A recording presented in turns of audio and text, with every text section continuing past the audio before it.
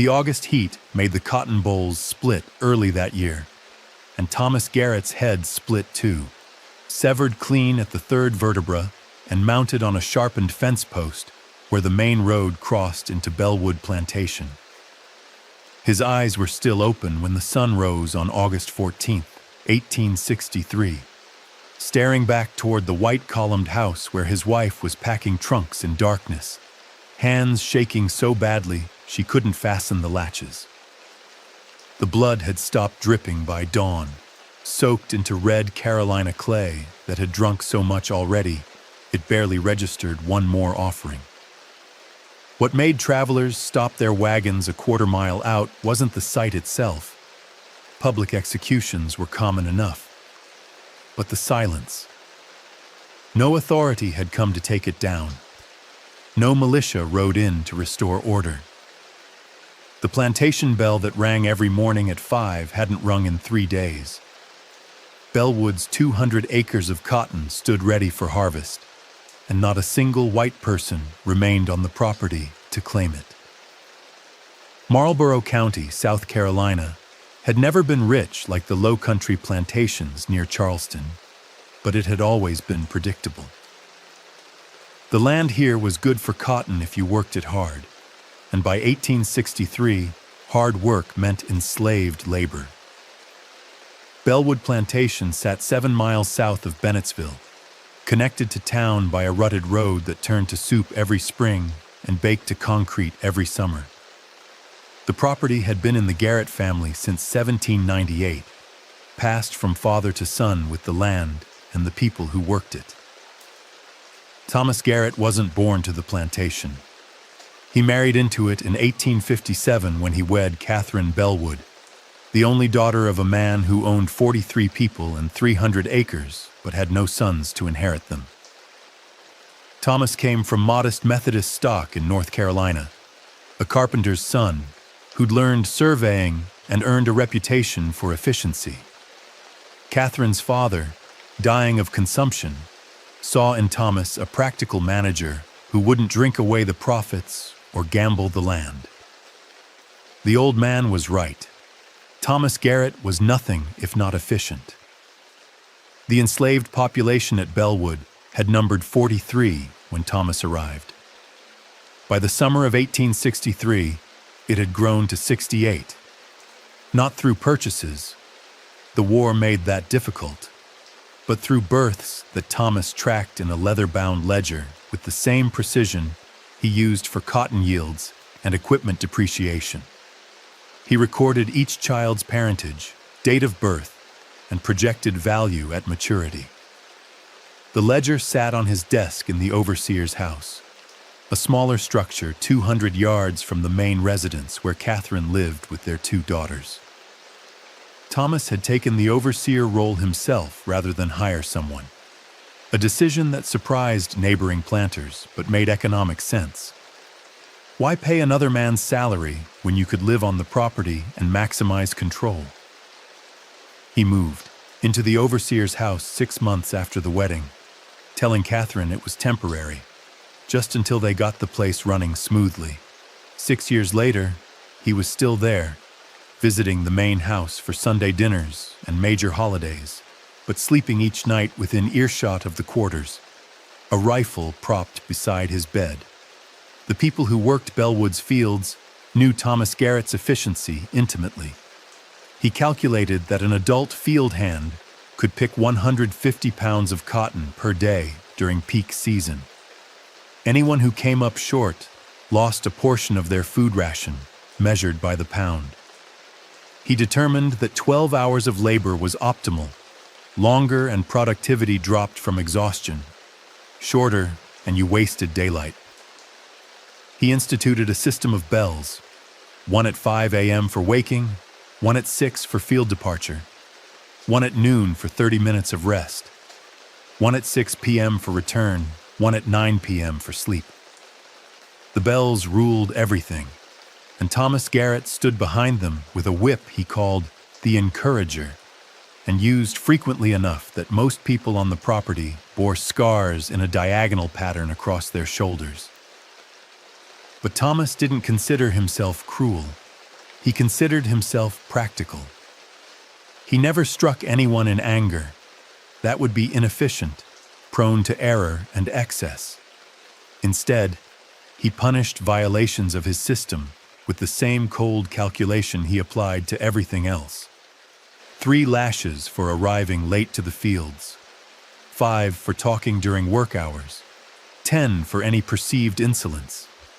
He kept records of these punishments too, noting them in the margins of his ledger next to each person's name. 68 people, 68 columns of notations. Some columns ran 2 pages long. The war had complicated Thomas's system without fundamentally changing it. Confederate conscription took younger white men from neighboring farms, but Thomas was 34 with a wife and children, exempt from service. Cotton prices had risen dramatically. The Confederacy needed every bale for European trade, which should have meant prosperity. Instead, it meant pressure. Thomas drove his workforce harder in the summer of 1863 than ever before, extending the 12-hour days to 14, then 16. The mathematics were simple. More hours meant more cotton, meant more profit, meant vindication of his methods. What Thomas didn't calculate was the cost of exhaustion measured in something other than pounds per day. By early August, people were collapsing in the fields. Her name was Dinah, and she'd been born on Bellwood 33 years earlier, which meant she'd known 3 overseers before Thomas Garrett arrived. The first 2 had been brutal in the casual, unthinking way of men who considered violence a simple tool. They'd strike you for looking wrong, for moving too slow, for reasons they'd forget by nightfall.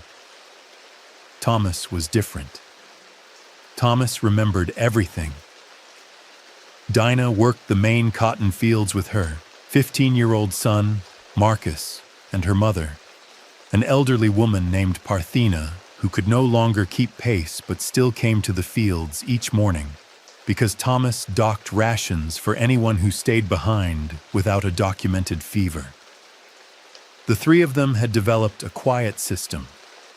Dinah and Marcus would work their rows quickly, then double back to help Parthena with hers, making up the deficit before the midday bell. It had worked for 2 years, but in the brutal heat of August 1863, even their combined effort wasn't enough. August 10th. Parthena collapsed at 11:15 a.m. She simply folded, her basket spilling cotton onto the red dirt. Dinah ran to her, Marcus following, and they found the old woman conscious but unable to stand. Her lips were cracked and bleeding. Her breathing came in shallow gasps.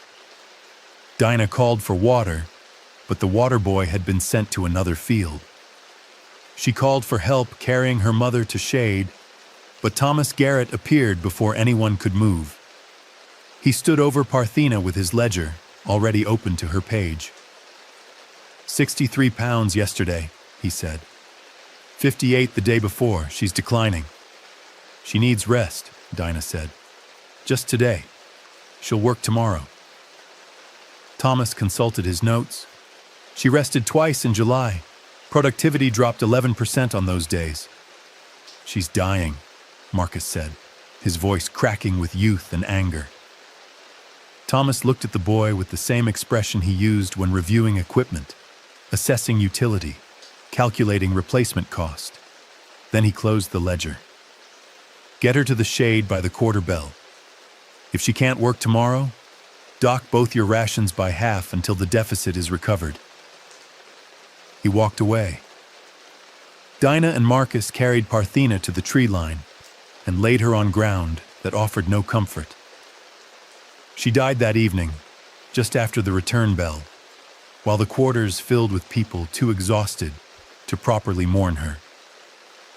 The next morning, Thomas noted her death in the ledger. Parthena, age unknown, estimated 65. Productivity decline accelerated final month, natural causes. Then he adjusted the field assignments. redistributing Parthena's row among the remaining workers. Dinah had sung while she worked for as long as anyone could remember. Old songs her grandmother taught her. Hymns from the brush arbor services held in secret. Wordless melodies that carried over the fields and marked the rhythm of planting and picking. The day after Parthena died, Dinah stopped singing. The silence was more noticeable than any sound had ever been. People in the quarters began meeting in whispers. Thomas Garrett kept 2 records. The first was his official ledger, the one he'd shown Catherine's father and occasionally shared with visitors who admired his systematic approach to plantation management. It contained names, ages, productivity metrics, disciplinary notes, a clean accounting of human beings as economic units. The second record was a collection of letters he wrote but never sent, stored in a locked drawer of his desk. He'd started the practice in 1859, shortly after Catherine had complained about the sounds drifting from the quarters at night. Crying, singing, the murmur of conversations in a language she didn't understand and found unsettling.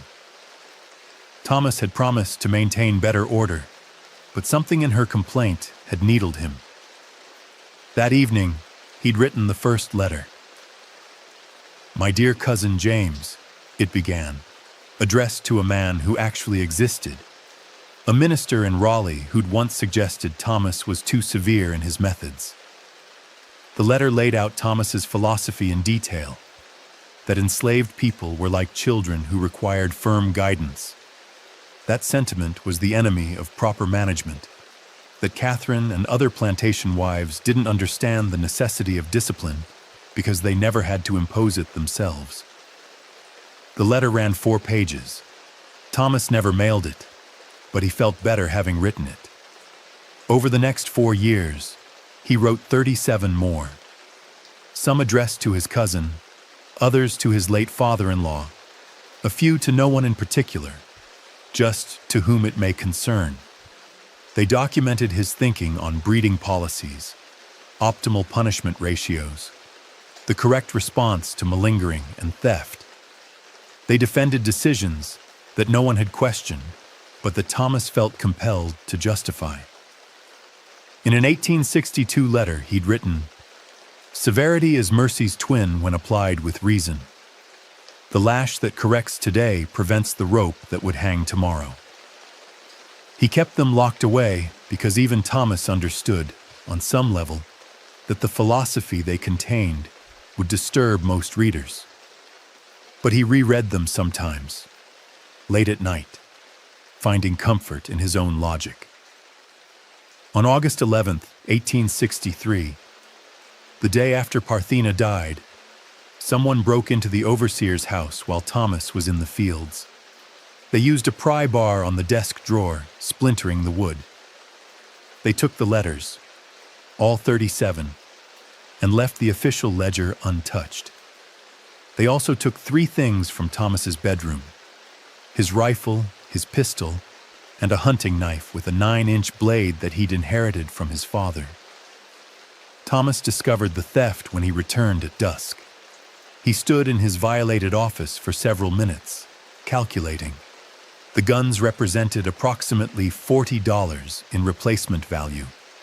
The letters represented something harder to quantify, evidence of thinking that even he recognized as potentially damaging if shared with authorities or neighbors. He should have reported the theft immediately. Instead, he locked the door, walked to the main house, and told Catherine nothing had happened. That night, while Catherine slept, he sat at her father's old desk and tried to remember exactly what he'd written in those letters. His memory was excellent for numbers, less reliable for prose. He recalled phrases: necessary severity, systematic, application of correction, the moral duty of maintaining order. But had he written anything that could be used against him? Had he described specific incidents in ways that might sound, to an unsympathetic ear, like confessions? The questions kept him awake until the 5 a.m. bell rang across the plantation, calling the living to another day of labor. The dead, as always, were excused. Bellwood Plantation shared its western border with the Hutchins property, a smaller holding of 80 acres worked by 23 enslaved people. Robert Hutchins was 52, a widower who'd known the Bellwood family for 30 years. He'd attended Catherine's wedding to Thomas Garrett, brought a silver serving tray as a gift, and made polite conversation about the importance of finding a man who understood modern agricultural methods. By 1863, Robert Hutchins had visited Bellwood exactly twice since the wedding, once for Catherine's father's funeral, once to return a borrowed plow. Both times he'd noticed things that troubled him in ways he chose not to articulate. The silence in the quarters, the way people moved with mechanical precision, no wasted motion, no conversation. The scars visible on arms and backs when people bent to their work. He'd seen plantations run strictly before. His own was no paradise. But something about Bellwood felt different, felt wrong. During the second visit, in June of 1862, Robert had tried to speak with Catherine about her husband's methods. They'd been standing on the main house porch, drinking iced tea, watching Thomas in the distance walking between cotton rows with his ledger and his whip. "He's very thorough," Robert had said carefully. "Father chose him for exactly that quality," Catherine replied. "The plantation is more profitable now than it's ever been." "Profit is important," Robert agreed. "But so is moderation." Catherine had looked at him sharply. "Are you suggesting my husband is immoderate?" "I'm suggesting that sometimes a lighter hand achieves the same results with less friction." "Thomas doesn't believe in friction," Catherine said. "He believes in systems. Everything here runs like clockwork because he's eliminated inefficiency." She'd set down her tea glass with a click. "I appreciate your concern, Mr. Hutchins, but I assure you it's misplaced." Robert had left shortly after, and he hadn't returned. But he heard things. Marlborough County was small enough that news traveled, especially news about the enslaved population. People from Bellwood sometimes encountered people from Hutchins's property at the creek that served as a boundary between the holdings. Stories were shared in whispers, passed along in coded language.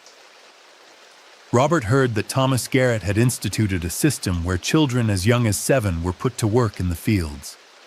He heard about the ration reductions, the extended hours, the punishments recorded in careful columns.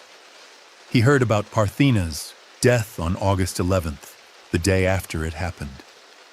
One of his workers, a man named Solomon, had a cousin in Bellwood's quarters. Solomon came to Robert that evening, hat literally in hands, and asked permission to attend a burial service. "When did she die?" Robert asked. "Yesterday evening, sir. She was old. She just couldn't keep working." Something in Solomon's voice made Robert look up from the farm accounts he'd been reviewing. Couldn't keep working or wasn't allowed to stop? Solomon said nothing, which was answer enough. Robert granted the permission, and Solomon left for Bellwood at dusk. He returned after midnight, and though Robert was already in bed, he heard Solomon moving through the quarters, heard voices rising and falling in conversation that went on until nearly dawn. The next morning, Solomon worked his usual tasks without comment. But Robert noticed that several of his workers kept glancing toward Bellwood's boundary, toward the line of trees that separated the properties. That afternoon, August 12th, Robert did something he'd been avoiding for over a year. He rode into Bennettsville and found Sheriff William Tatum in his office behind the courthouse. Tatum was 60, a man who'd held the position for 16 years and considered himself a reasonable administrator of order. Robert had known him socially for decades. "Bill," Robert said, settling into the chair across from the sheriff's desk. "I want to talk to you about Thomas Garrett." Tatum set down the papers he'd been reading. "What about him? Have you heard any complaints? Any concerns about how he runs Bellwood?" The sheriff's expression didn't change, but something in his posture did. "Concerns from whom?" "From anyone." "Robert, you know I can't act on vague concerns. If you have specific knowledge of a crime—" "An elderly woman died yesterday because she was worked past exhaustion. That's specific enough?" Tatum sighed. "Was she enslaved?" "You know she was." "Then it's not a crime. It might be poor management, but it's not illegal." The sheriff leaned back in his chair. "Look, I understand you don't like Thomas's methods. A few others have mentioned it too. But he's operating within his rights as property owner. Unless he's breaking Confederate law or creating a public disturbance, what if he's creating conditions that might lead to a disturbance?" The question hung in the office air. Tatum studied Robert for a long moment. "Are you telling me you've heard plans for an insurrection?" "No. I'm telling you that when you push people hard enough, something breaks.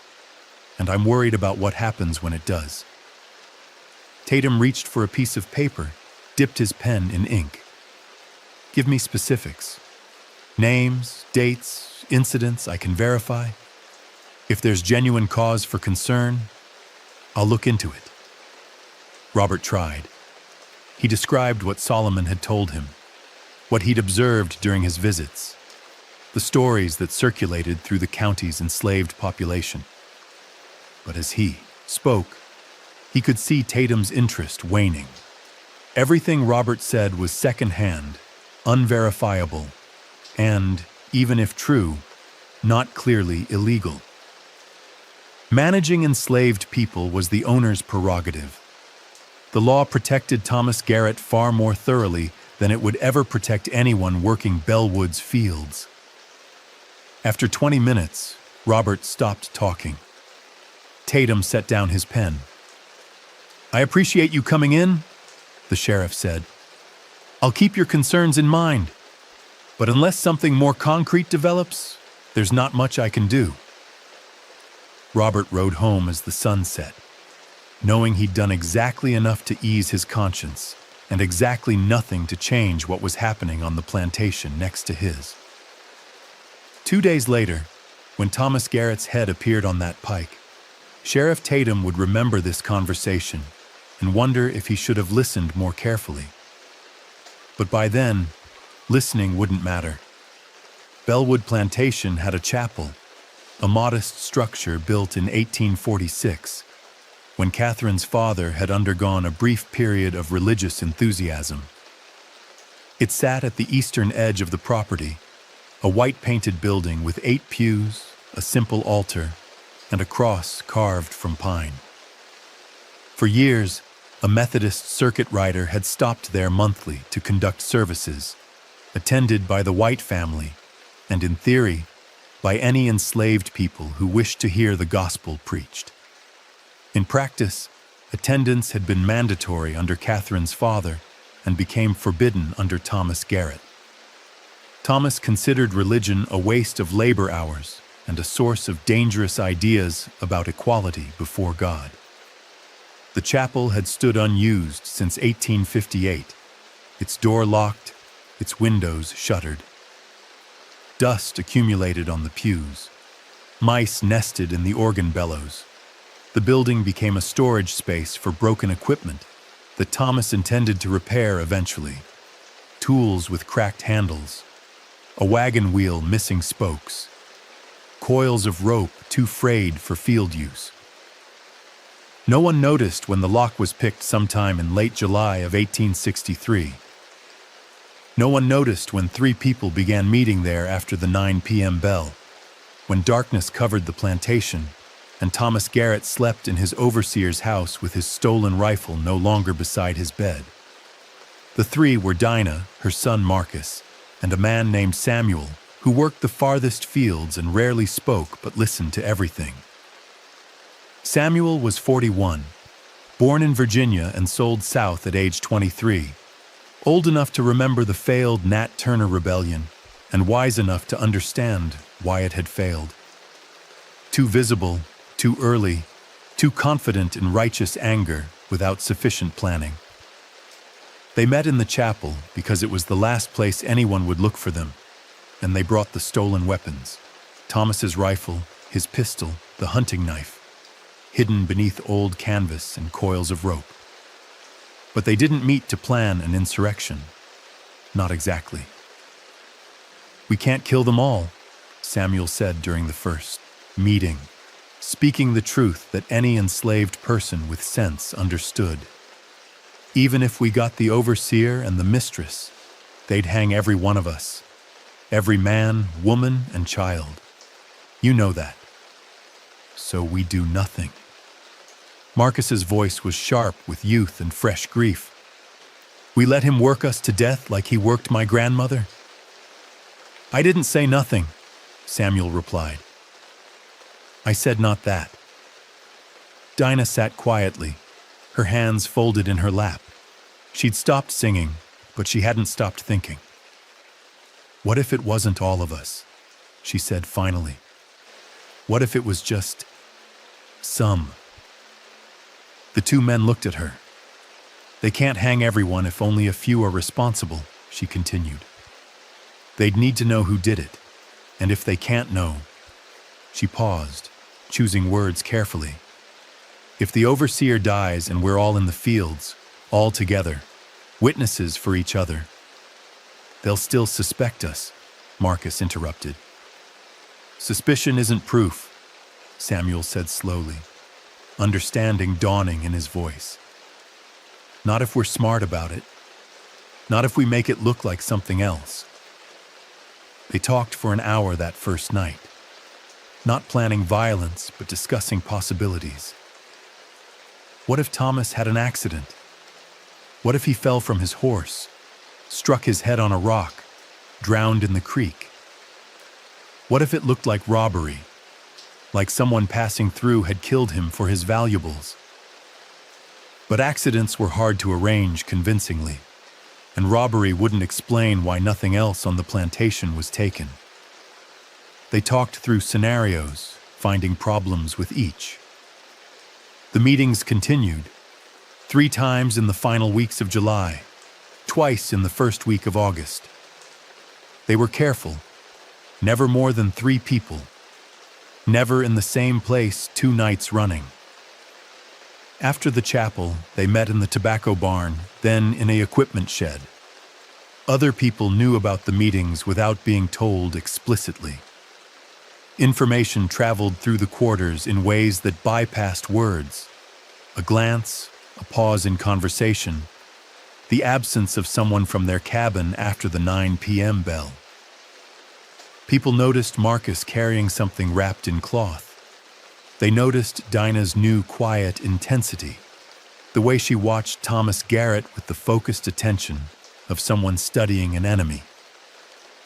What would you do knowing what was being discussed? Would you join the meetings, knowing the risk? Would you report what you suspected, hoping for mercy? Or would you do what most of Bellwood's enslaved population did? Maintain careful ignorance, go about your work, and wait to see what the 3 in the chapel decided. The decision came on August 12th, the day after Robert Hutchins visited Sheriff Tatum, though neither conversation had anything to do with the other. That evening, after the 9 p.m. bell, Dinah and Marcus and Samuel met in the equipment shed for the last time. "It has to be public," Dinah said.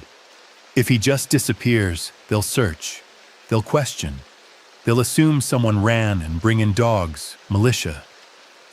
"So we make a statement," Samuel said. "We make them afraid," Marcus added. They discussed for 2 hours.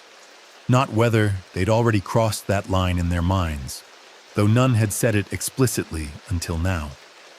They discussed how, when, and what would come after. They discussed which people in the quarters could be trusted absolutely, which might be problems, which would simply look away. They discussed escape routes, though all three understood that true escape wasn't possible. They were choosing something else, choosing to break the system even if breaking it meant breaking themselves in the process. By the time they finished, the August 13th dawn was less than 5 hours away. Samuel went to the chapel and retrieved the rifle, the pistol, and the knife. Marcus went to the quarters and quietly woke 7 specific men, spoke 3 sentences to each, and returned to his cabin before anyone could ask questions. Dinah sat alone in the darkness and tried to remember the sound of her mother's voice. The songs Parthena had sung when Dinah was young, before the years had stolen everything, including breath. Then she stopped trying to remember and started planning exactly where to place the pike, so everyone on the road would see it from a quarter-mile away. Thomas Garrett woke at 4:50 a.m., 10 minutes before the bell, as he did every morning. He believed in discipline, starting with oneself. How could he demand precision from his workforce if he didn't model it? He dressed by lamplight in his standard overseer's clothing: canvas trousers, cotton shirt, leather vest with pockets for his notebook and pencil. He reached for his rifle, remembered it was gone, and felt a flash of irritation. He'd need to ride to Bennettsville soon and purchase a replacement, perhaps file a theft report with Sheriff Tatum, though that would require explaining why he'd waited 3 days to report it. He walked to the bell post and rang the 5 a.m. call. The sound carried across the plantation, sharp and insistent. Windows lit in the quarters, doors opened. People emerged into pre-dawn darkness and moved toward the fields with the automaticity of 6 years' conditioning. Thomas conducted a quick count as workers assembled. 67 present, 68 minus Parthena. Satisfactory. He noted that Dinah and Marcus were present, along with Samuel and the others he'd privately categorized as potential problems, all accounted for. He checked his pocket watch. 5:07, 3 minutes past optimal assembly time. He'd note it in the ledger, see if a pattern was developing. The workers moved into the cotton fields as the sun rose, painting the horizon red. August was peak harvest season. The cotton had to be picked before September rains, which meant maximum hours. Thomas had calculated they needed 12 more days of intensive labor to finish this section. Then they'd move to the western fields. The mathematics were tight, but achievable if everyone maintained. Productivity? Thomas spent the morning walking between rows, observing, noting. He saw that Marcus was working fast, too fast, picking with an aggression that was inefficient because it led to mistakes, bowls torn and damaged. Thomas made a note. Marcus, aggressive but inaccurate. Counsel on technique. He saw that Dinah was working steadily but mechanically, her face expressionless. He'd noticed she'd stopped singing. Perhaps that was maturity, a recognition that sentiment interfered with productivity. Perhaps it was grief for her mother. Either way, her output remained acceptable. At noon, the bell rang for the 30-minute rest period. Workers moved to the shade at the field's edge where water buckets waited. Thomas retreated to a small covered structure he'd built specifically for midday record-keeping. A roof on posts, open sides, a desk and chair. He sat and opened his ledger, began transferring observations from his pocket notebook to the permanent record. He was focused on his writing when Samuel approached, hat in hands. "Sir, there's a problem with the equipment wagon." Thomas looked up. "What kind of problem?" "Axle looks cracked. West field. Thought you should see before we tried to move it." Thomas calculated. The west field was a quarter-mile away, out of sight from the main work area. If the wagon broke down completely, they'd need it repaired before they could start Western harvest. Better to assess it now than face delays later. He closed the ledger, stood, and followed Samuel toward the west field. They walked through the noon heat, cicadas screaming in the trees. Thomas noted that Samuel was walking slightly ahead, which was unusual. Enslaved people typically walked behind or beside whites, never in front. A minor transgression, not worth addressing. They reached the tree line at the field's edge. "Just through here, sir," Samuel said, pointing into the shadows. Thomas stepped between the trees. The hunting knife entered his back just below the left shoulder blade, angled upward toward the heart. He tried to turn, but Marcus was already there with the pistol, and the second blow came from the opposite side. Dinah with a wooden mallet from the equipment shed, striking his temple with force that cracked bone. Thomas Garrett fell without understanding what was happening. His last coherent thought was confusion about the mathematics of this moment. How 3 people had moved with such precision, where they'd gotten weapons, why his system had failed to account for this variable. He tried to reach for his notebook, as if recording the error might somehow correct it. The knife struck again, then 6 more times, until Thomas Garrett stopped moving and the red Carolina clay began darkening with blood that would soon attract flies. No one screamed. No alarm was raised. The killing happened in silence, efficiently, with the same mechanical precision Thomas had demanded from every task on the plantation, and the 3 killers emerged from the trees and walked back toward the main field. By the time they arrived, the 30-minute rest period had ended and work had resumed. 64 people picked cotton in neat rows, their movements synchronized, their focus on the bowls in their hands. 4 others prepared the pike. The pike was a fence post taken from the eastern boundary, sharpened to a point using the tools from Thomas's own equipment shed. They chose a spot where the main road crossed Bellwood's property line, visible from both directions, impossible to miss. The post went into the ground at a slight angle, braced with stones so it would hold weight without toppling. Samuel and 2 other men, Abel and Joshua, chosen for their strength and their discretion, carried Thomas Garrett's body from the tree line to the road. They'd removed his head with the hunting knife, an act that required more effort than any of them had anticipated. Bone was harder than expected. The knife dulled. Marcus had to resharpen it twice before the separation was complete. They worked quickly but without panic.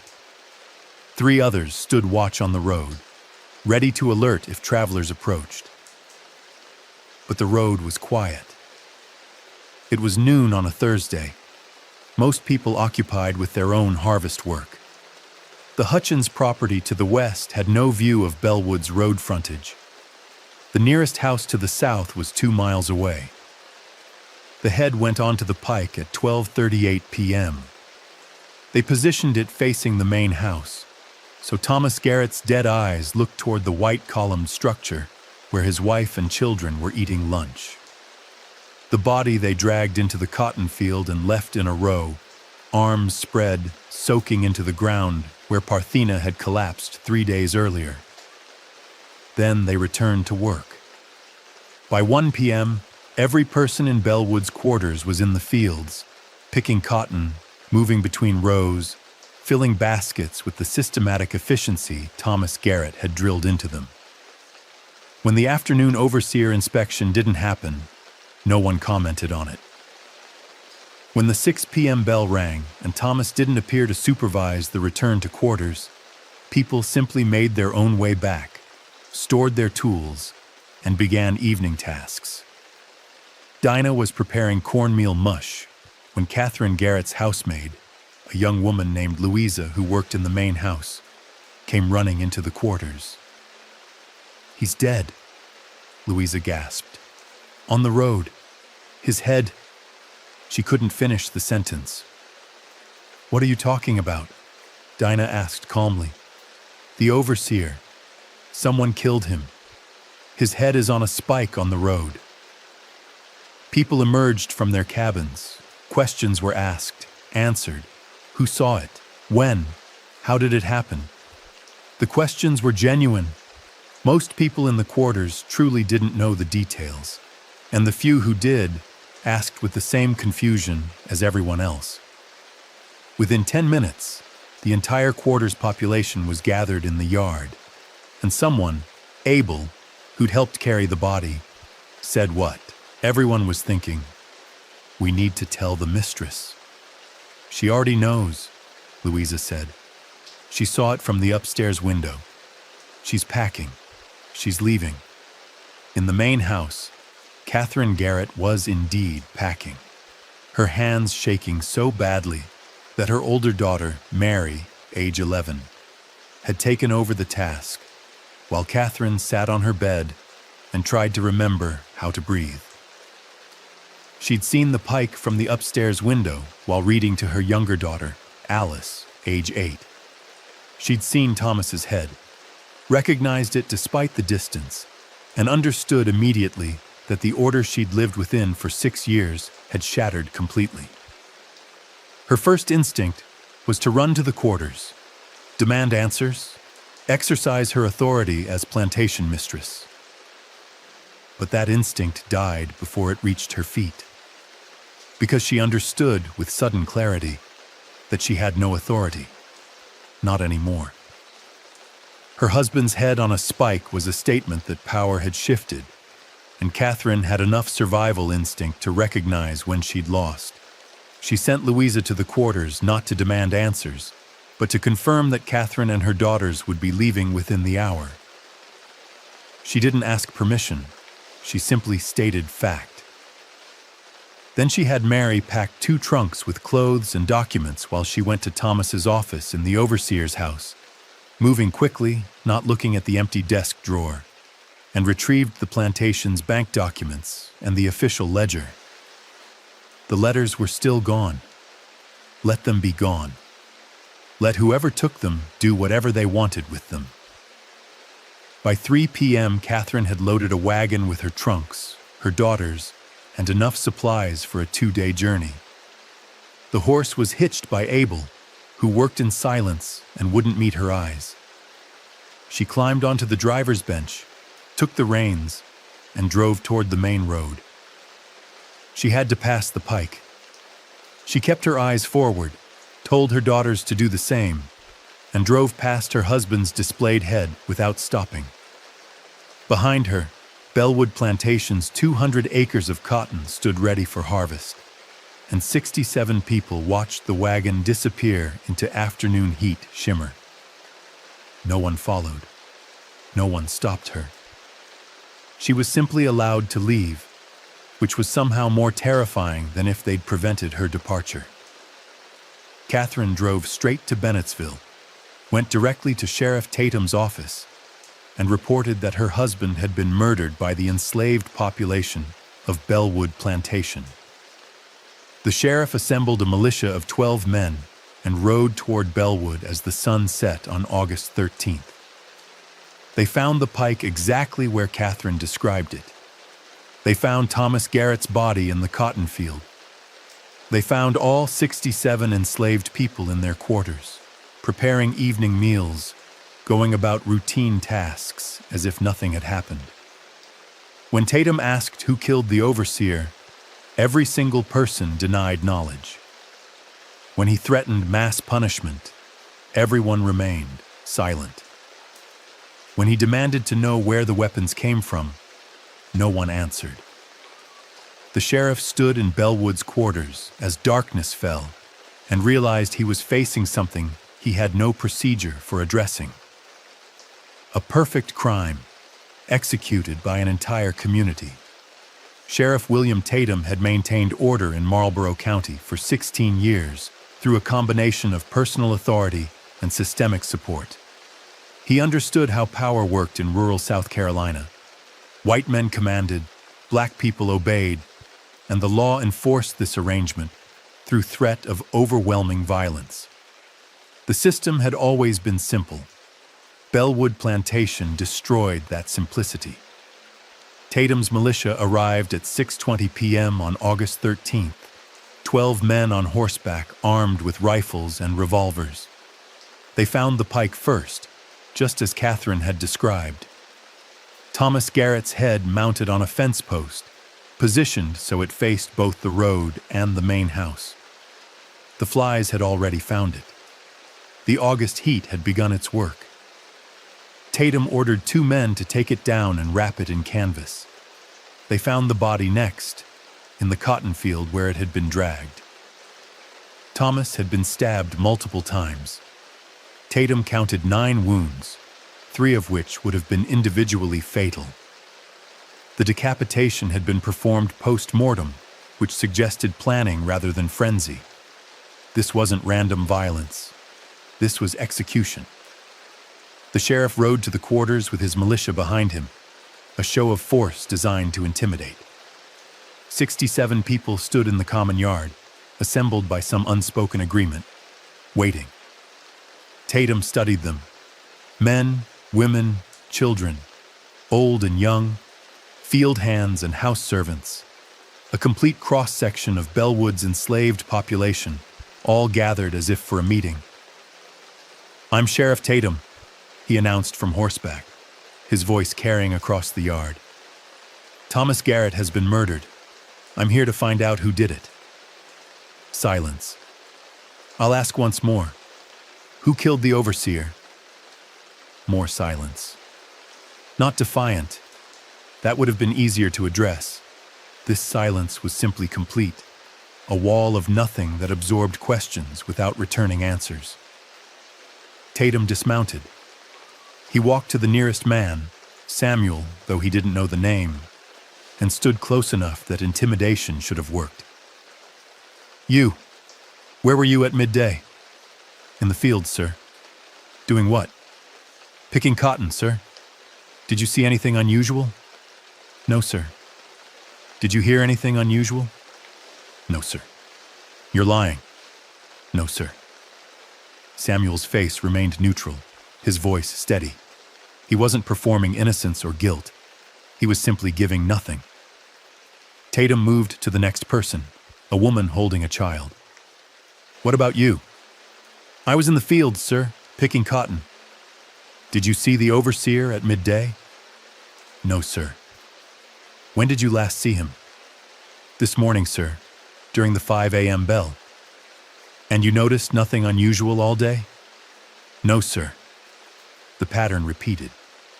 Tatum questioned 15 people and received 15 variations of the same response. Everyone had been in the fields. No one had seen anything. No one had heard anything. The overseer was present in the morning and absent by evening, and the space between contained only cotton picking and routine labor. One of the militia members, a young farmer named Jessup, spoke up. "Sheriff, they're all lying. They had to have seen something. Someone here killed him." "I know that," Tatum said. "The question is how to prove which someone." He tried another approach. He ordered the entire population to show him their hands, looking for cuts, bruises, blood traces. He found calluses, scars from old whip wounds, the routine damage of agricultural labor. Nothing fresh. Nothing that clearly indicated recent violence. He searched the cabins. He found cooking equipment, bedding, the minimal possessions allowed to enslaved people. In one cabin, Marcus and Dinah's, he found a small leather-bound book with handwritten entries. He opened it, expecting a diary, and found instead a record of Parthena's life. Her birth year, unknown but estimated. Her children's names, stories about her childhood before enslavement. A memorial, not evidence. By 8 p.m., Tatum had spent 2 hours questioning and searching without producing a single useful lead. His militia was growing restless. The enslaved population remained silent, cooperative in manner but utterly unhelpful in substance. "What do we do?" Jessup asked quietly. "Hang them all? Make an example?" Tatum considered it. Mass execution would send a message. It would demonstrate that this kind of action couldn't stand. But it would also destroy approximately $40,000 in property value, Catherine Garrett's property, though she'd fled, and create wider problems. Neighboring plantations would be terrified. Enslaved people across the county would see that cooperation led to death and might decide they had nothing to lose. The mathematics of terror worked both ways. "We take 3, Tatum decided. 3 of the strongest men. We hold them for trial and let the judge decide." He selected Samuel, Abel, and Marcus, the 3 who'd been least convincing in their denials, though all had maintained the same story as everyone else. He had his men bind their hands and prepare to transport them to Bennettsville's jail. As the militia prepared to leave, Dinah stepped forward. "Sheriff?" Tatum turned. "What?" "What about the cotton? Who's supposed to harvest it?" The question was so unexpected that Tatum actually paused to consider it. Bellwood's fields held approximately 70,000 pounds of unpicked cotton, worth perhaps $14,000 at current Confederate prices. If it rotted in the fields, that value disappeared. "That's Mrs. Garrett's concern," he said finally. "Is she coming back?" "I don't know." "Then who's in charge?" Tatum didn't have an answer. The legal situation was unprecedented. A plantation abandoned by its small white owners, its enslaved population, left in a kind of limbo. Were they still property? If so, whose responsibility were they? If Catherine never returned, what happened to them? "For now you maintain the property," Tatum said. "Continue normal operations. Someone will be appointed to oversee you until Mrs. Garrett's situation is resolved." "Yes, sir," Dinah said. The militia left with their 3 prisoners as darkness covered Bellwood Plantation. Behind them, 64 people returned to their cabins, and somewhere in the quarters, someone began singing. Not a work song, not a hymn, but something older, something that had no words in English, only rhythm and tone that carried meaning the sheriff would never understand. The 3 arrested men were held in Bennettsville's jail overnight. The next morning, August 14th, the Pike was gone from the roadside. Someone had taken it down while the town slept, and no one admitted to seeing who or when. That same morning, travelers on the road past Bellwood began reporting what they'd seen. By noon, the story had spread through Marlborough County and into neighboring districts. By nightfall, it had reached Columbia. Within 3 days, it would appear in Charleston newspapers, stripped of names but heavy with implications. Overseer murdered by slave conspiracy, family flees, plantation abandoned, authorities investigating. What the newspapers didn't report was simpler and more disturbing. The system had failed, not gradually, not through some complex breakdown, but suddenly and completely. One man's head on a pike had demonstrated what everyone involved in slavery always knew but rarely acknowledged, that the entire structure rested on collective acceptance of its violence. And when that acceptance shattered, when people decided that death was preferable to continued submission, the machinery of control simply stopped working. Sheriff Tatum understood this as he read the newspaper accounts. He'd arrested 3 men, but he knew they weren't the only ones responsible. He knew the entire community had participated, if only through silence. He knew that proving guilt beyond reasonable doubt would be impossible. And he knew that what happened at Bellwood could happen anywhere. The Marlborough County Court met in a 2-story brick building in Bennettsville's town square. Constructed in 1853, during a period of relative prosperity. The courtroom occupied the second floor. Oak benches, a judge's elevated desk, windows that let in morning light, but could be shuttered against afternoon heat. By August of 1863, the court was functioning sporadically. The Confederate war effort had claimed judges, lawyers, and clerks. Many cases were delayed indefinitely. The murder of Thomas Garrett moved to the top of the docket. Judge Thaddeus Crane was 68, a plantation owner himself with 92 enslaved people working his property 12 miles north of town. He'd served on the bench for 23 years and understood that this case represented something larger than individual guilt. It represented the county's ability to maintain order during wartime chaos. The trial began on August 20th, 1 week after Thomas Garrett's death. Samuel, Abel, and Marcus were brought from the jail in chains, walked through town in full view of residents who lined the streets to watch. The spectacle was deliberate, a demonstration that authority persisted despite the shocking events at Bellwood. There was no lawyer for the defense. Confederate South Carolina didn't provide counsel for enslaved people accused of crimes. The prosecution was handled by District Solicitor Martin Grayson, no relation to the Robert Grayson of neighboring plantations, who laid out the case in his opening statement. "The evidence is simple," Grayson told the jury of 12 white men. Thomas Garrett was murdered in the middle of the day on property where these 3 men worked. His head was severed and displayed. His body was left in the fields.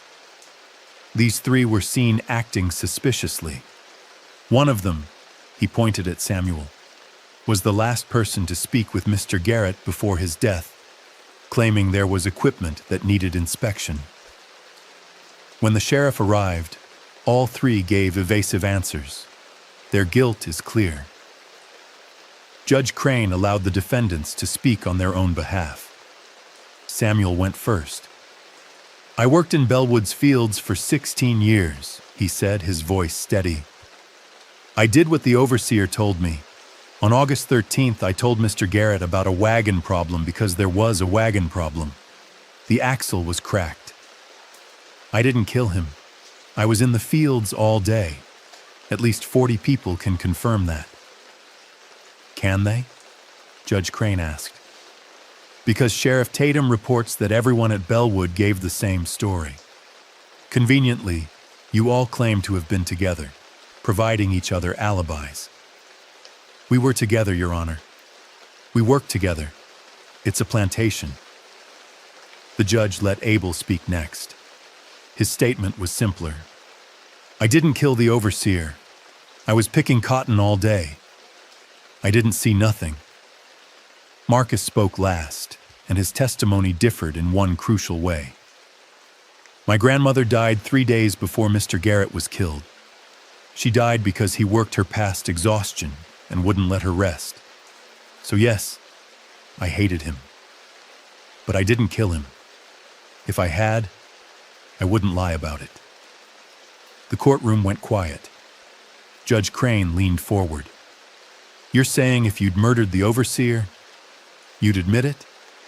I'm saying that if I'd killed the man who killed my grandmother, I'd be proud enough of it to claim the action. But I didn't kill him. Someone else did." "Who?" "I don't know." The prosecution called one witness, Catherine Garrett. She entered the courtroom in full mourning dress, accompanied by her brother, who'd arrived from Charleston to support her. She testified for 30 minutes, describing the efficient, orderly plantation her husband had managed, the shocking discovery of his murder, the terror that had driven her to flee. "Did any of these 3 men ever threaten your husband?" Grayson asked.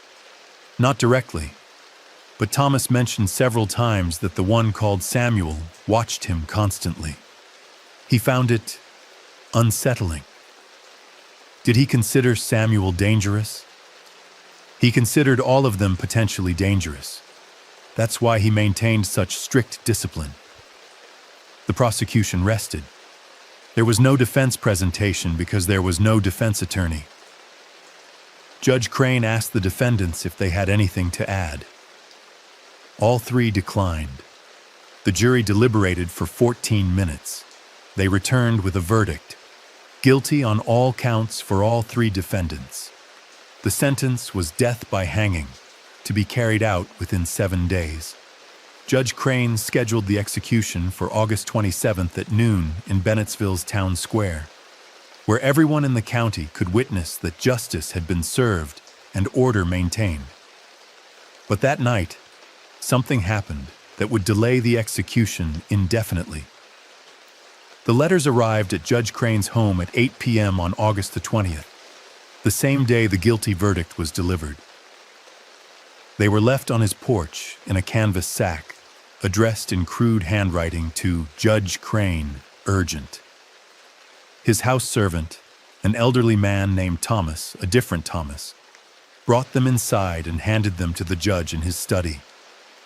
Crane opened the sack and found 37 letters, all in the same handwriting, all signed by Thomas Garrett. He began reading. The first letter was dated October 11th, 1859. It began, "My dear cousin James, I write to explain my methods since you expressed concern about severity."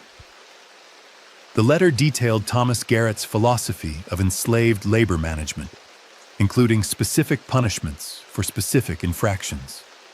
It described productivity calculations based on pain tolerance. It explained how to break resistance without permanently damaging property value.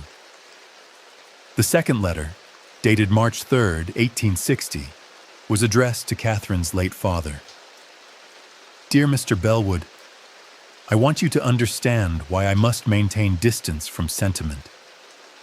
This one described Thomas's decision to separate families when it improved work output, his system for selective breeding, his belief that affection between enslaved people created inefficiency.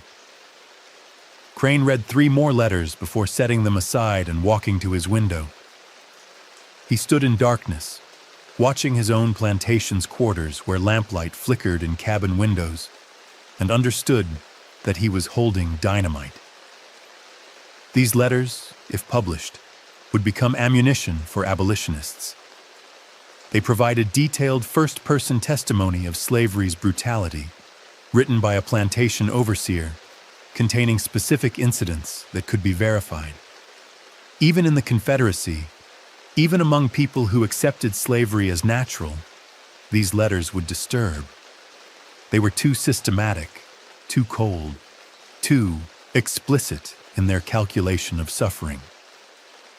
More immediately, they complicated the trial, because if these letters were authentic, and Crane recognized the handwriting from documents Thomas Garrett had filed with the county clerk, then they provided motive. They documented that Thomas had been systematically brutal, that his death might have been provoked response rather than unprovoked rebellion. The law didn't excuse enslaved people who killed whites, even in self-defense. But juries were made of humans, and humans could be swayed by circumstances. These letters created circumstances that complicated the clean narrative of 3 guilty men receiving deserved punishment. Crane read through the night. By dawn, he'd finished all 37 letters and made a decision. He sent a messenger to Sheriff Tatum requesting an immediate meeting. At 7 a.m., the 2 men sat in Crane's study with the letters spread across the desk. "Where did they come from?" Tatum asked. "They were left on my porch. No indication who delivered them." "Someone from Bellwood." "Obviously. Why now? Why not before the trial?" Crane considered. "Because before the trial, they might have prevented convictions. After the trial, they create a different kind of pressure." "What kind?" "The kind that questions whether hanging 3 men for killing a man like this is justice or simply maintenance of order." Tatum picked up one of the letters, scanned it, set it down with distaste. Thomas Garrett was within his rights as an overseer. Nothing in these letters describes illegal activity. Legal and right aren't always the same thing, William. They're the same thing in a courtroom. Are they? Because I have to sleep at night after ordering 3 men hanged, and I'm having difficulty understanding how executing them for killing a man who wrote these things serves justice. The 2 men argued for an hour. Tatum maintained that the law was clear. Enslaved people who killed whites were guilty regardless of provocation. Crane argued that while the law might be clear, its application should account for circumstances. They reached no resolution. That afternoon, Judge Crane did something unprecedented. He ordered a stay of execution pending further review. He didn't cite the letters publicly. Doing so would require introducing them as evidence, which would mean acknowledging their content. Instead, he cited procedural irregularities and ordered a new hearing. The announcement caused immediate confusion. Catherine Garrett's brother, who'd remained in Bennettsville to see justice carried out, went directly to the judge's chambers and demanded explanation. Crane declined to provide one. Sheriff Tatum faced angry questions from militia members and plantation owners who'd attended the trial expecting swift execution. He blamed the judge, said his hands were tied, promised the matter would be resolved soon. In the jail, Samuel, Abel, and Marcus learned that their hanging had been delayed, but received no explanation why. They spent another night in cells, uncertain whether this represented hope or merely postponed death. In Bellwood's quarters, 64 people continued working the plantation, as they had for the past week, bringing in cotton from the eastern fields, maintaining equipment, preparing meals from their own garden plots, and the provisions remaining in Thomas Garrett's locked storehouse. They existed in a strange limbo, legally enslaved but functionally autonomous, waiting for someone to arrive and reimpose order.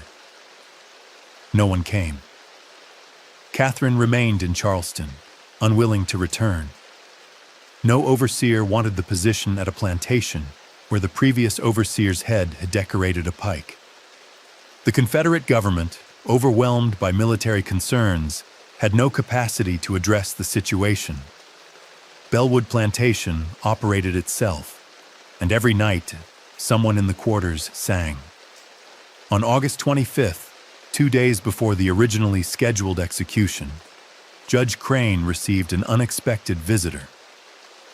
Dinah arrived at his home at 7 p.m., accompanied by Robert Hutchins from the neighboring plantation.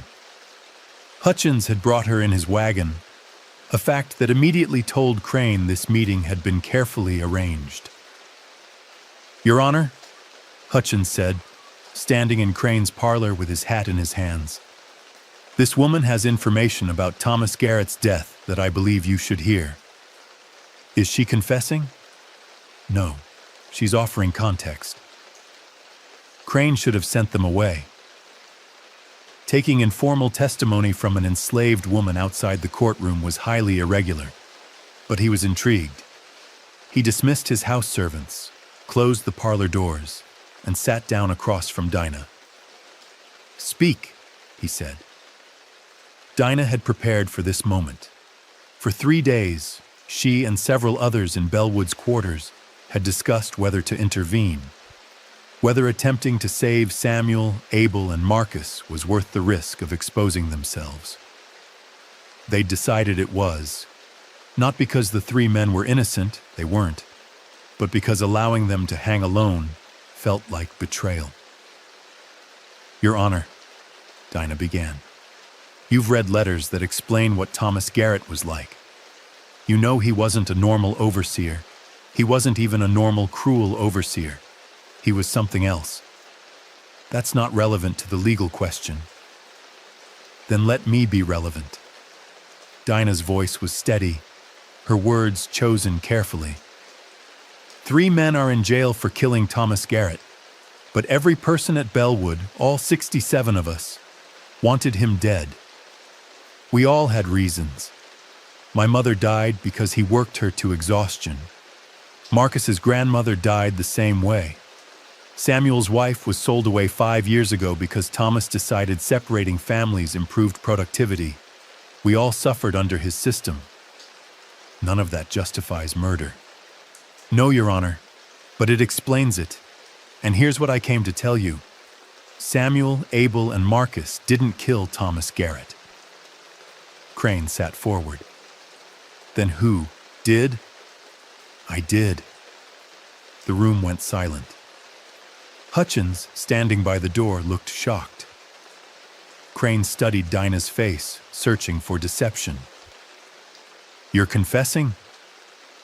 I'm telling you that I stabbed Thomas Garrett with his own hunting knife in the tree line of Bellwood's West Field on August 13th at approximately 12:30 p.m.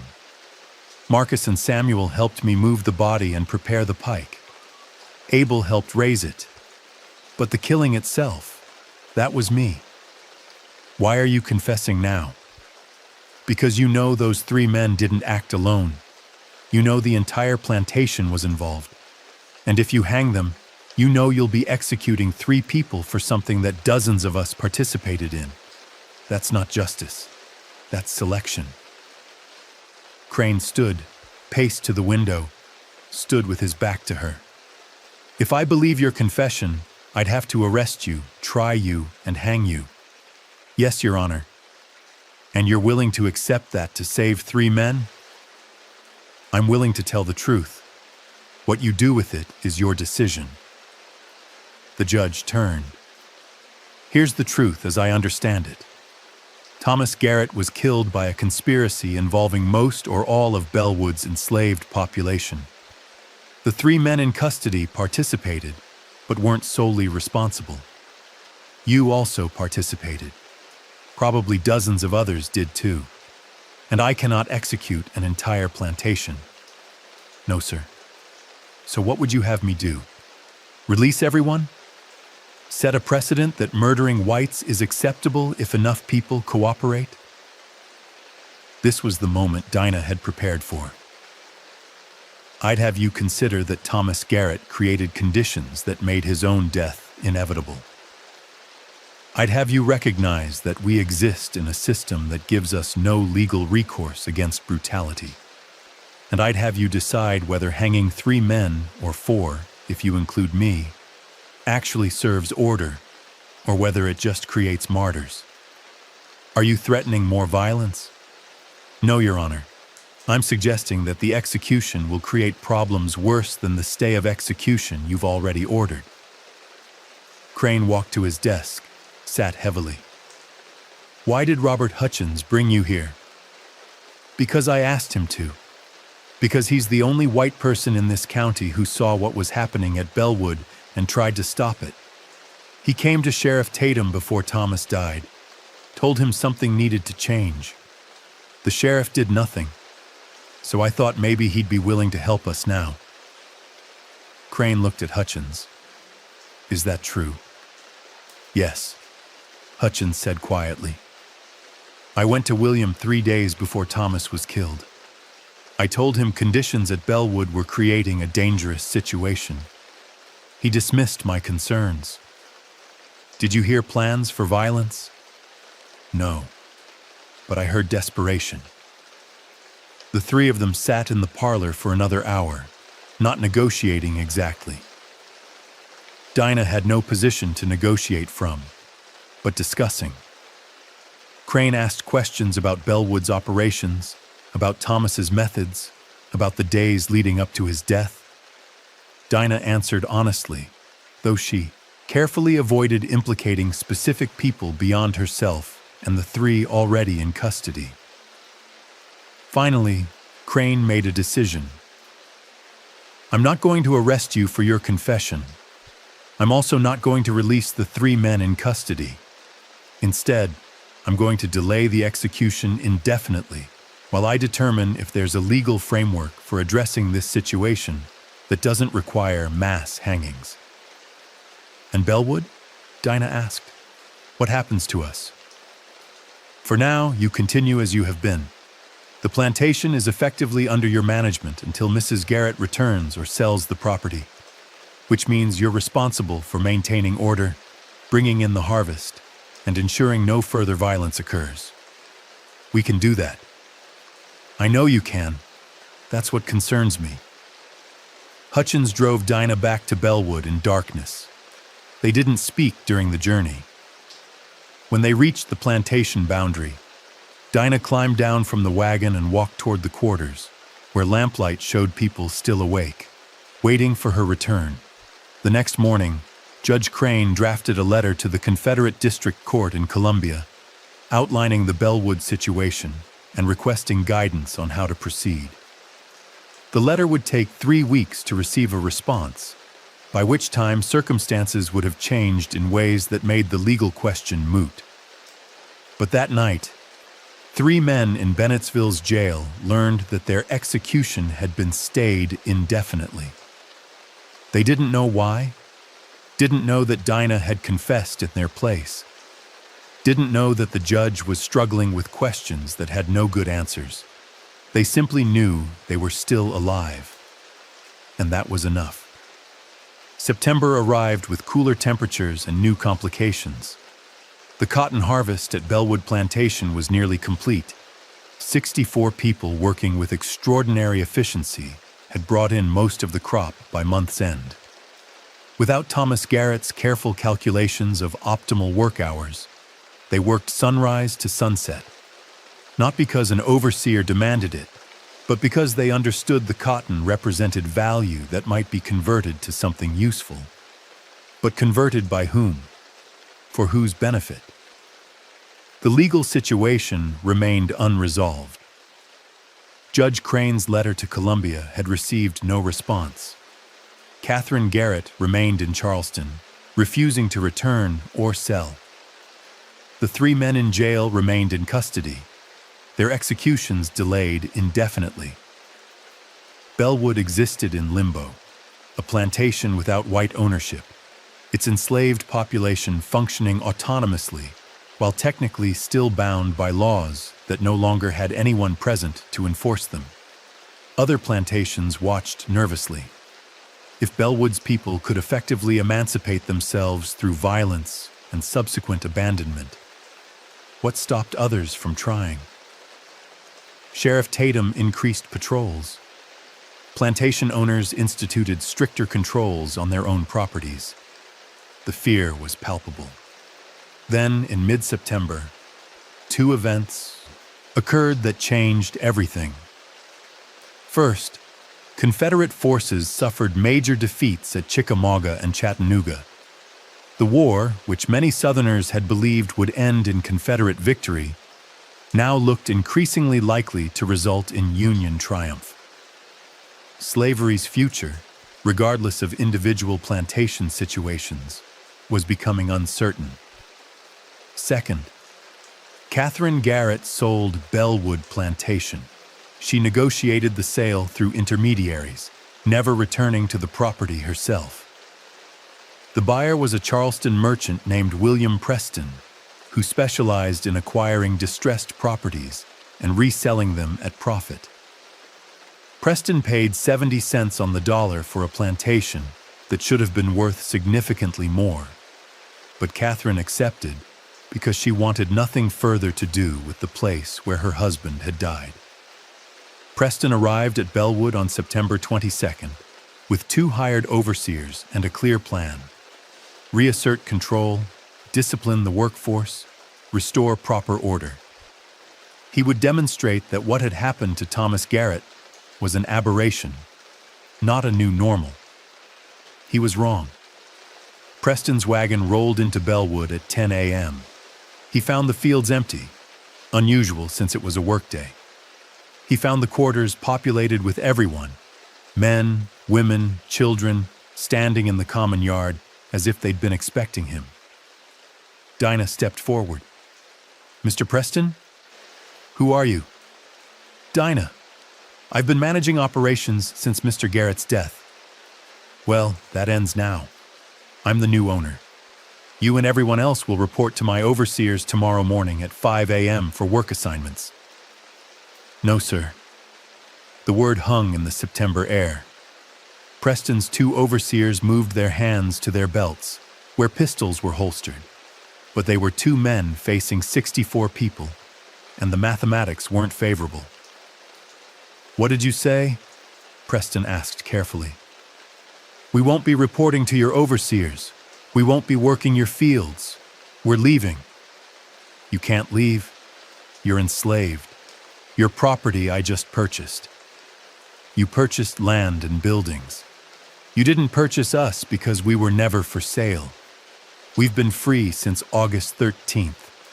We've been running this plantation ourselves for 5 weeks, and now we're done. Preston looked around the assembled people. He saw unity. He saw determination. He saw what Thomas Garrett had failed to see until the moment a knife entered his back. That consent, even coerced consent, was essential to the system's function. And when consent was withdrawn completely, no amount of force could substitute. If you leave, you'll be hunted as runaways. The law allows it.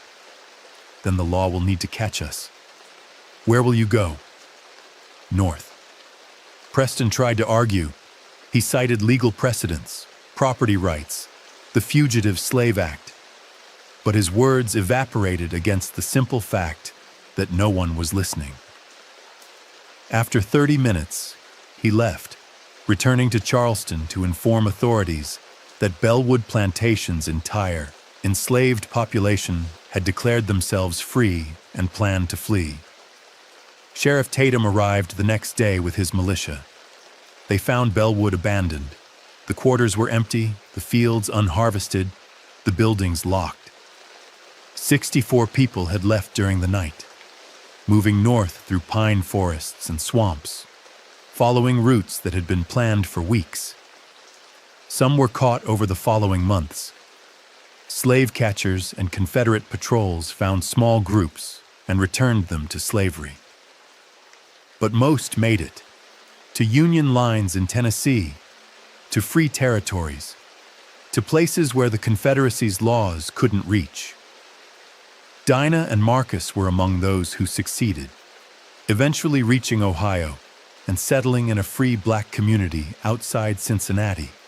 Samuel, Abel, and the third man arrested remained in jail until January of 1864, when Judge Crane, recognizing that the legal situation had become untenable, simply released them with a warning never to return to Marlborough County. They followed the routes north that others had taken. Bellwood Plantation stood empty through the winter of 1863-64. Preston tried to sell it, but found no buyers. The property's reputation made it impossible to staff. Eventually, it was abandoned completely. Thomas Garrett's head was never found after someone removed it from the Pike that first night. Legend says it was buried in an unmarked grave somewhere on Bellwood's property, but searches over the years found nothing. The 300 acres of cotton land returned to forest over the next decade. The Civil War ended in April of 1865, 20 months after Thomas Garrett's head appeared on that pike. The Confederacy surrendered. The 13th Amendment abolished slavery throughout the United States. What had been illegal in August of 1863, enslaved people declaring themselves free and fleeing north, became retroactively legitimate. For those who'd fled Bellwood, this meant legal protection.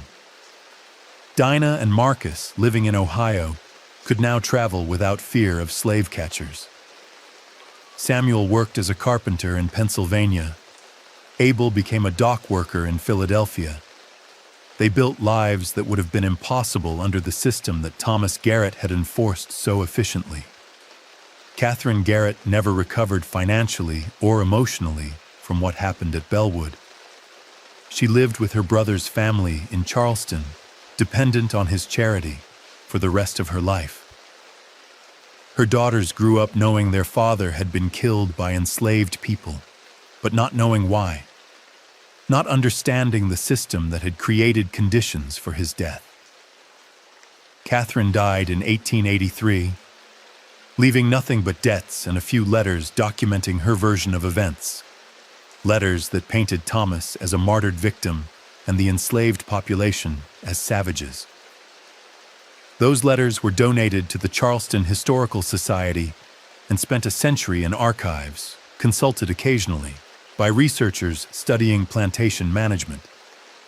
Judge Crane retired from the bench in 1867, troubled by questions the Bellwood case had raised. He'd spent 40 years enforcing laws that treated people as property, and Thomas Garrett's letters, which he'd kept locked in his desk, demonstrated where that logic inevitably led. In his private papers, discovered after his death, he'd written, "I cannot reconcile the law I enforced with the justice I believed I served."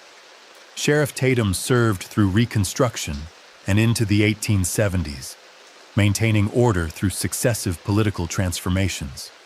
He never spoke publicly about Bellwood, but he kept a file of newspaper clippings about the case, including articles from northern papers that treated Thomas Garrett's death as evidence of slavery's inherent violence and volatility. Robert Hutchins, the neighbor who'd tried to warn authorities and later helped Dinah reach Judge Crane, freed all 23 people he'd enslaved in April of 1865, as soon as the war ended. He divided his property among them, creating small farms that several families worked successfully for decades. In an 1870 interview with a northern journalist researching Reconstruction, Hutchins said, "I saw what happened when a man pushed too hard. I decided I'd rather have neighbors than property." The physical site of Bellwood Plantation deteriorated rapidly. Preston sold it at a significant loss in 1867 to a timber company that clear-cut the pine forests and abandoned the cleared land. The main house burned in 1872 under mysterious circumstances. Local rumor suggested arson, though no one was charged. The overseer's house where Thomas had lived collapsed in the 1880s. By 1900, nothing remained but foundations and the faint traces of old field boundaries. But the story persisted. In 1923, a folklorist from the University of South Carolina visited Marlborough County, collecting stories about the antebellum period and Reconstruction. She interviewed elderly residents, both black and white, and recorded versions of what had happened at Bellwood Plantation 60 years earlier. The white residents remembered it as a tragedy. A good overseer murdered by ungrateful slaves, a system breaking down, chaos that had required firm response. They remembered the trial, the guilty verdict, and felt frustrated that executions had never occurred. They saw Bellwood's abandonment as evidence that slavery's end had been premature, that some people weren't ready for freedom. The black residents remembered it differently. They remembered Thomas Garrett as exceptionally cruel, even by the standards of a brutal system. They remembered August 13th, 1863, not as tragedy, but as rupture, a moment when people said enough and made it stick. They remembered the Pike as a warning: push too hard, and systems break. The folklorist collected 37 distinct versions of the story, no two identical. Some said Thomas Garrett's head was found and buried. Others said it was never recovered, that it remained somewhere on the property, a permanent reminder of what happened when power was exercised without limit. Some said 3 men killed him. Others said it was a woman. A few said it was the entire community acting together. All agreed that the killing had been planned, systematic, and effective. The folklorist published her findings in a 1925 academic journal that few people read. The article included careful analysis of how oral traditions preserved and distorted historical events, how communities created narratives that served their needs, how memory and myth intertwined. She missed the point entirely. The story wasn't interesting because it documented what actually happened. Courthouse records and newspaper archives already did that. The story was interesting because it persisted, because people kept telling it, because it meant something beyond its historical specifics. In 1967, during the Civil Rights Movement, a group of activists in South Carolina referenced the Bellwood story during a speech about resistance to oppression. They held up the example of people who'd overthrown their overseer and freed themselves before emancipation officially arrived. The story gained new circulation, became shorthand for the principle that change sometimes required confrontation, that systems built on violence eventually generated their own opposition. In 2008, a historical marker was proposed for the site of Bellwood Plantation. It would have noted the property's existence, its abandonment, and the controversial events of August 1863. Local white residents objected, saying the marker would glorify violence. Local black residents objected, saying the proposed text whitewashed what had actually occurred. The marker was never erected. In 2019, a metal detecting enthusiast searching the area where Bellwood had stood found an iron pike point buried 18 inches underground. Tests suggested it dated to the mid-19th century. The finder donated it to the Marlborough County Historical Society, where it sits in a storage room, cataloged but not displayed, because no one can agree on how to present it. Every few years, someone proposes a documentary about Bellwood. The proposals never advance beyond early development, because the story resists clean narrative. There's no trial transcript. The original records were lost or destroyed. There's no definitive account of who did what. There are only fragments. Newspaper clippings, courthouse documents, letters, oral histories that contradict each other in significant ways. But the fundamental facts persist. Thomas Garrett was killed. His head was displayed on a pike. His family fled. The plantation was abandoned. Enslaved people freed themselves months before legal emancipation. And the system that should have caught them, tried them, and executed them simply failed to function when confronted with complete non-cooperation. Those facts matter because they demonstrate something that makes people uncomfortable regardless of their political orientation. That power is more fragile than it appears. That systems require participation, and that when people collectively decide to stop participating, the machinery of control simply stops. Bellwood Plantation's exact location is now difficult to determine. The timber clear-cutting, subsequent farming, and modern development have erased the physical landscape. Old property records provide general boundaries, but the specific location where Thomas Garrett died, where his head was displayed, where 64 people made themselves free through collective action, all of that is lost. What remains is story. In Marlborough County, some families still pass down accounts of what happened in August of 1863. The details shift, names change, motivations get simplified. The pike moves from one location to another, but the core remains. One elderly resident, interviewed in 2015, summed it up. "My grandmother's grandmother was there. She said the overseer got what he earned, and the people who killed him walked away free. Said it was the only time she ever saw the system fail completely. Just stop working when people stopped cooperating with their own oppression." The interviewer asked if that was true. "Does it matter?" The resident replied. "The story's true even if the details aren't perfect. And maybe that's the point. Bellwood Plantation existed. Thomas Garrett was killed. The system broke down. And somewhere in the woods that now cover those 300 acres, history left a marker that can't be found on any map or placed in any museum. The memory that power has limits, that cruelty generates resistance, and that sometimes resistance wins. even if only briefly, even if only once, even if the winning itself becomes legend. Subscribe if you want the next deep dive.